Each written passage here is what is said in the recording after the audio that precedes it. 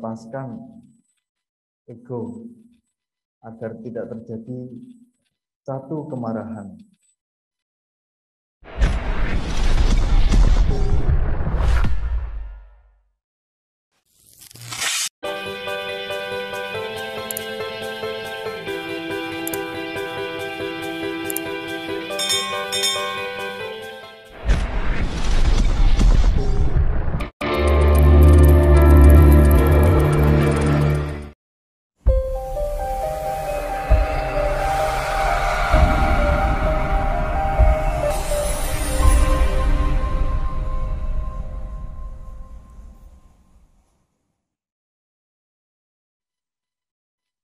Berkaitan dengan topik pada pagi hari ini, yaitu menjaga kemurnian batin, merupakan ajaran kita, yaitu untuk menghilangkan niatan jahat, kebencian, keserakahan, dan pandangan salah. Maka pada kesempatan pagi hari ini saya akan berbagi Krian Dhamma tentang kemurnian batin, inti ajaran. Sebelum kita mengenal lebih jauh tentang kemurnian batin, maka pertama-tama kita harus mengetahui arti dari kemurnian batin, kemudian mengapa menjaga kemurnian batin, kemudian bagaimana cara kita mempraktikkan kemurnian batin, dan tak kalah penting yaitu manfaat dari kemurnian batin.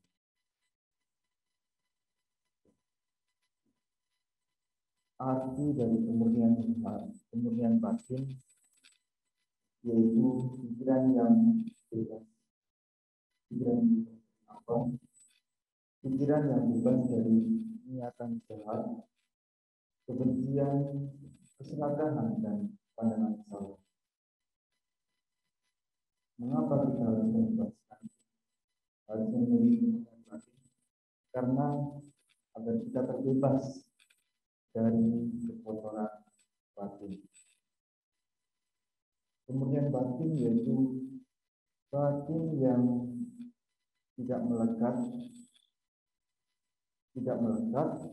terhadap kenikmatan indrawi yang menyebabkan kelahiran di alam-alam yang rendah. Kemudian, mengapa kita harus menjaga kemurnian batin? Alasan kita menjaga kemurnian batin yang pertama yaitu agar kita terbebas dari samsara. Seperti tujuan mendengarkan dhamma yaitu agar terbebas, tujuan memahami dan mempraktikkan dhamma yaitu agar terbebas dari samsara. Tak kalah lebih jauh lagi, terbebas dari kelahiran di alam-alam yang rendah. Alasan yang sangat kuat untuk menjaga agar kita tetap menjaga kemurnian batin seperti yang disampaikan oleh Buddha dalam Dhammapada, yaitu menghindari kejahatan, melakukan kebajikan, memurnikan hati dan pikiran. Inilah ajaran para Buddha. Selanjutnya, setelah kita bersama-sama mengerti arti dari kemurnian batin dan alasan dari kita menjaga kemurnian batin, yaitu kita harus mengetahui bagaimana cara menjaga kemurnian batin. Cara menjaga kemurnian batin yang pertama yaitu mengembangkan welas asih. Welas asih di sini ketika kita ikut merasa bahagia dengan kebahagiaan yang dirasakan oleh orang lain, terlebih lagi kebahagiaan yang sedang dirasakan oleh semua makhluk. Tujuan kita mengembangkan ulas asli yaitu agar kita terbebas dari kebencian. Cara yang kedua untuk menjaga kemurnian batin yaitu melakukan praktek pelepasan. Praktek melepaskan yang paling sederhana yaitu melepaskan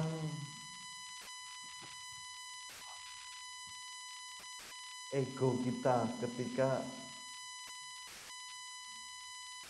hendak menuju kemarahan, melepaskan ego agar tidak terjadi satu kemarahan. Tujuan dari praktek melepaskan yaitu agar kita terbebas dari keserakahan.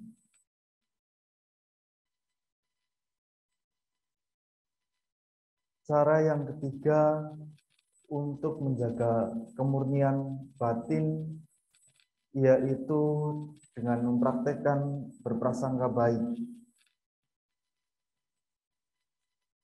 Berprasangka baik di sini ketika kita mendapatkan suatu permasalahan entah baik atau buruk, maka kita harus meniatkan pada diri kita dalam hati, semoga dengan kejadian ini saya menjadi lebih baik dari hari kemarin. Tujuan dari berprasangka baik yaitu agar kita bebas dari niatan yang jahat. Lalu cara ketiga untuk menjaga kemurnian batin kita yaitu mempunyai pandangan yang benar. Pandangan yang benar di sini yaitu memahami segala sesuatu dengan apa adanya dan mengerti esensi atau arti dari pandangan benar tersebut. Ada satu kejadian berkaitan dengan pandangan benar. Pada suatu hari saya berhadapan dengan seseorang yang memiliki pandangan yang bukan salah tapi masih keliru.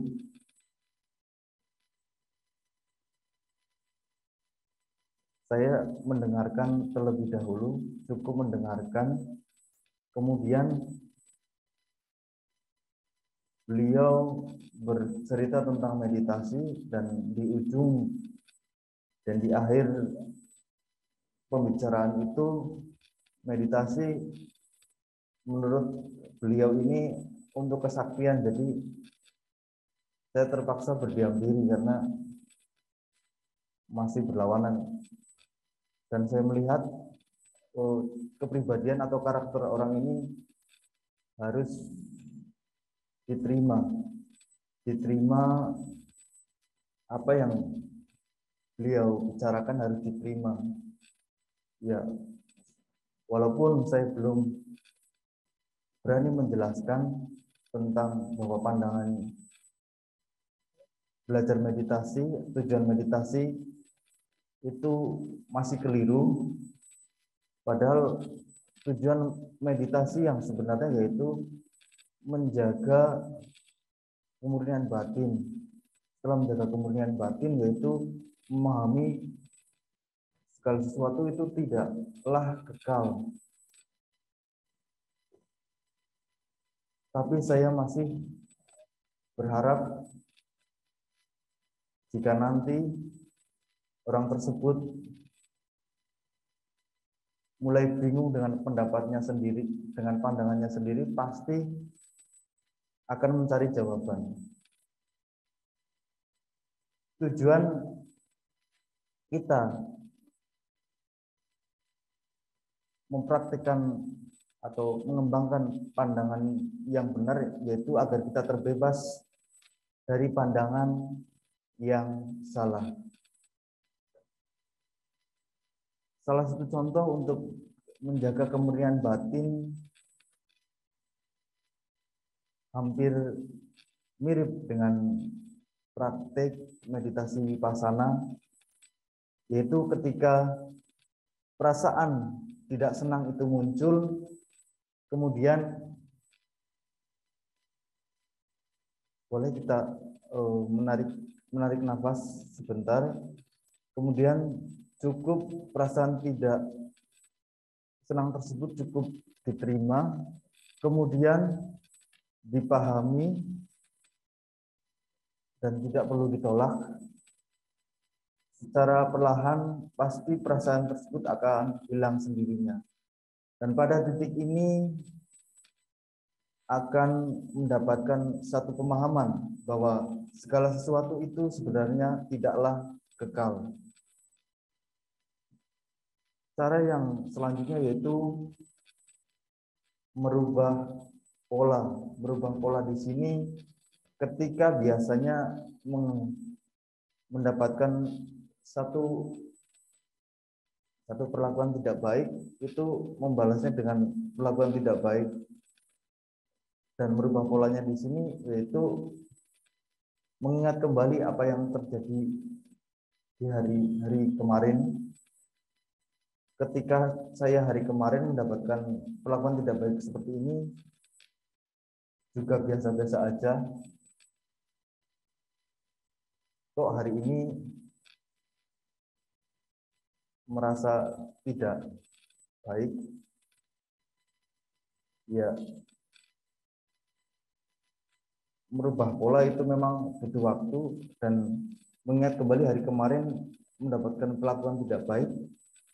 Jadi buat apa saya hari ini mendapatkan perlakuan tidak baik? Harus membalas dengan tidak baik juga. Mending saya biasa aja, biasa-biasa aja. Nah, itu salah satu cara untuk mempraktikkan kemurnian batin, yaitu dengan cara merubah pola.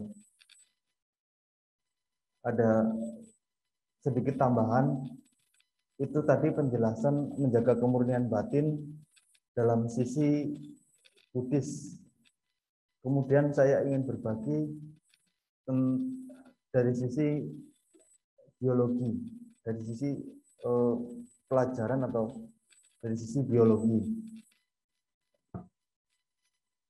Batin erat kaitannya dengan pikiran, pikiran erat kaitannya dengan naluri. Naluri manusia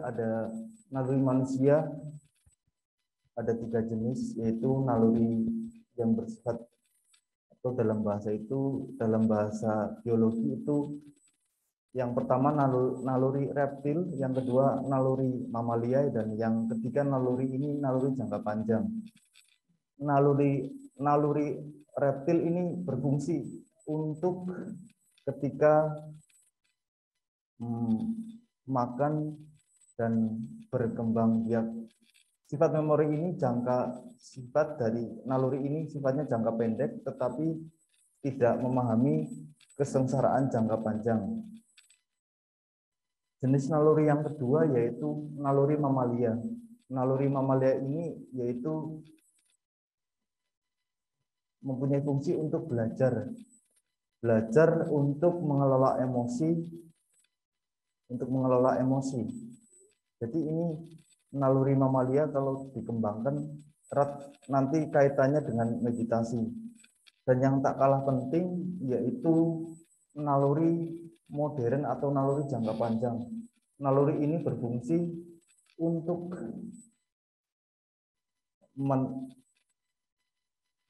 membiasakan orang tersebut bertanggung jawab, logika, kreativitas, dan memori ini memahami kesengsaraan jangka pendek, juga memahami kesengsaraan jangka panjang.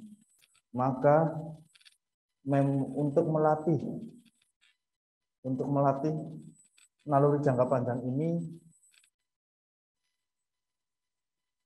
salah satunya yaitu dengan bermeditasi.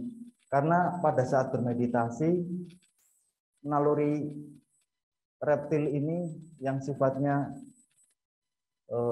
memahami hanya memahami kesengsaraan jangka pendek, ini akan melemah.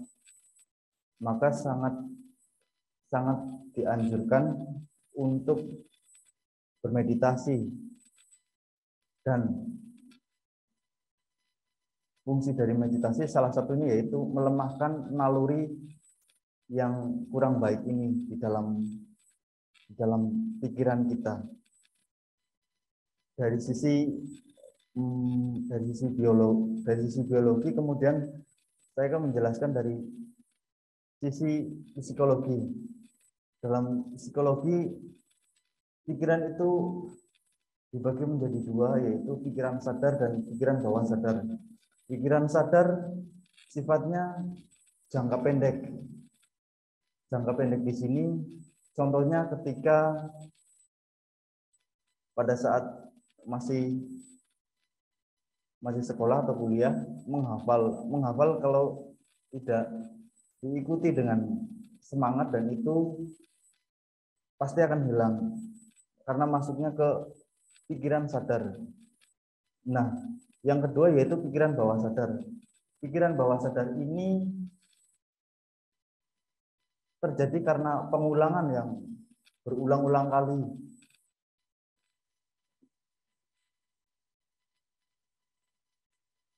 Pikiran bawah sadar ini sangat berpengaruh dengan kehidupan kita. Waktu bekerjanya pikiran bawah sadar yaitu pada saat hendak sebelum tidur dan bangun tidur. Maka sebelum tidur dan bangun tidur itu disarankan untuk melakukan keheningan atau meditasi. Meditasi di sini tujuannya untuk mengembangkan pikiran-pikiran yang positif. Saya contohkan tentang pikiran bawah sadar. Segala sesuatu yang masuk ke dalam pikiran bawah sadar ini refleks, tidak perlu berpikir lagi. Contohnya makan. Makan itu sudah tidak ya refleks aja gitu. Nah, pentingnya di sini untuk mengembangkan meditasi yaitu pada saat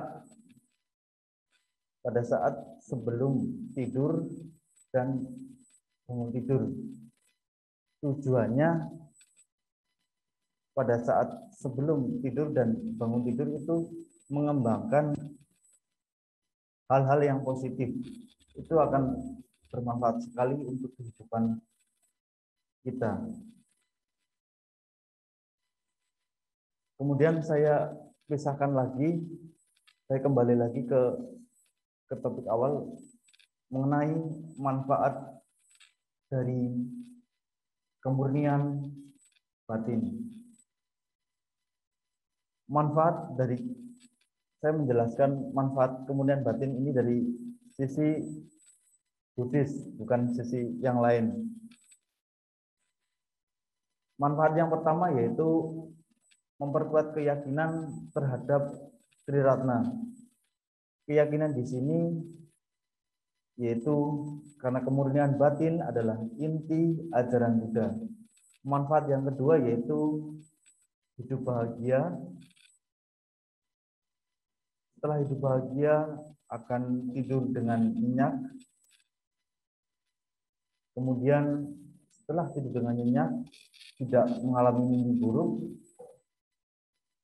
Saat menjelang kematian meninggal dalam kondisi tenang dan terlahir di alam yang berbahagia.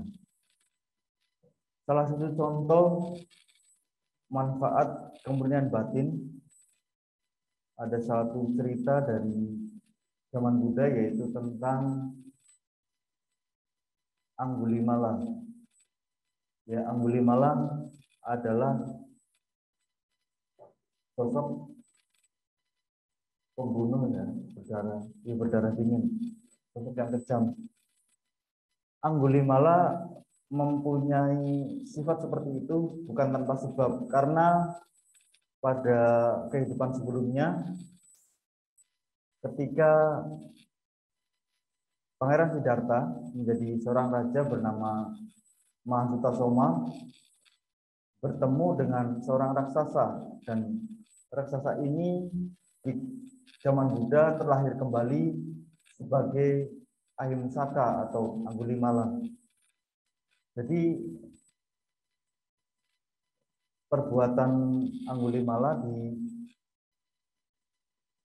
kehidupan zaman Buddha itu karena merupakan salah satu kebiasaan dari masa lalu. Dan ketika Sang Angulimala bertemu dengan Sang Buddha, kemudian bertekad berhenti untuk menghentikan pembunuhan yang sudah banyak terjadi, dan menjadi biku, mengabadikan diri menjadi biku dan kemudian menjadi murid Sang Buddha. Dan ketika menjelang ajal, biku Angulimala ini dikeroyok oleh warga dan kemudian meninggal. Dan saat meninggal, biku Angulimala ini menjaga kemurnian batin dan berhasil meninggal dengan tenang.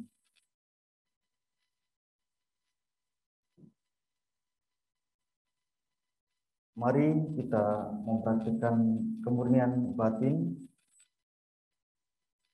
agar hidup kita senantiasa tentram, damai, dan bahagia.